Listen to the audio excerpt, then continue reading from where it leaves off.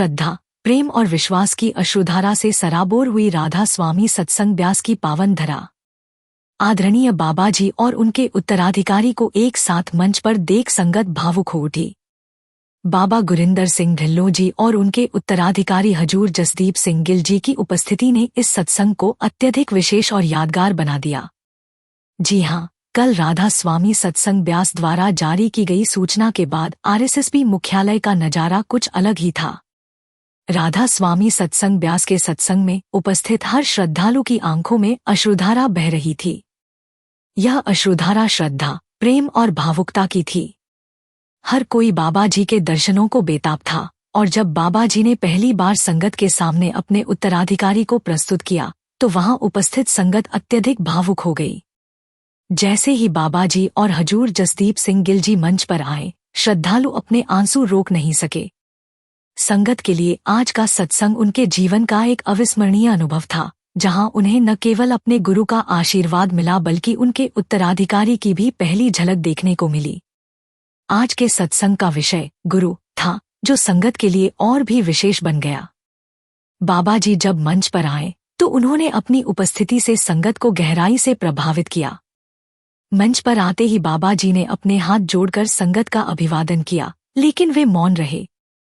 इस दौरान संगत भावुक हो गई और उनकी आंखों से श्रद्धा, विश्वास और प्रेम की अश्रुधारा बहने लगी। जब पहली बार पर्दा खुला तो बाबाजी मंच पर आए और सभी का अभिवादन किया। उन्होंने भावुक संगत को ढांढस बंधाया और उन्हें शांत रहने का इशारा किया, परंतु संगत की अश्रुधारा थमने का नाम नहीं ले रही थी।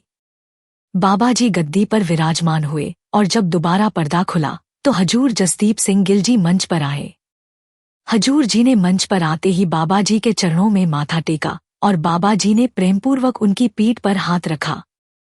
इस अद्भुत दृश्य को देखकर संगत का भावुक होना स्वाभाविक था।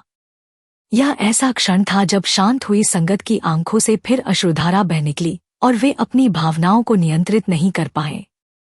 सत्संग में बाबाजी और हजूर जसदीप सिंह गिल जी की उपस्थिति ने संगत के दिलों में गहरा असर छोड़ा। यह क्षण उस आशीर्वाद और अनुग्रह का प्रतीक था जो बाबाजी ने संगत को प्रदान किया है। इस बीच राधा स्वामी सत्संग ब्यास द्वारा जारी किए गए एक अन्य पत्र ने भी संगत के बीच व्यापक चर्चा उत्पन्न की है। यह पत्र, जो सोशल मीडिया पर तेजी से वायरल हो रहा है, बाबाजी के स्वास्थ्य और उनकी उत्तराधिकार योजना से संबंधित है। पत्र में यह स्पष्ट किया गया है कि बाबा गुरिंदर सिंह ढिल्लों जी ने 2 सितंबर 2024 को भारत में स्थित सभी आरएसएसबी सोसाइटियों के प्रशासनिक प्रमुख पैटर्न का पद छोड़ने का निर्णय लिया है और हजूर जसदीप सिंह गिल जी को इन सोसाइटियों का संरक्षक नियुक्त किया गया है। पत्र में बाबाजी के स्वास्थ्य के बारे में जानकारी साझा की गई है, जिसमें बताया गया है कि बाबाजी पूरी तरह से स्वस्थ हैं और उन्हें किसी गंभीर बीमारी का सामना नहीं करना पड़ रहा है। केवल बढ़ती उम्र के कारण होने वाले सामान्य शारीरिक कष्ट हैं, जो स्वाभाविक हैं। इस पत्र में यह भी बताया गया है कि डेरे के सत्संग, नामांकन और प्रशासनिक प्रक्रियाओं में कोई बदलाव नहीं किया गया है।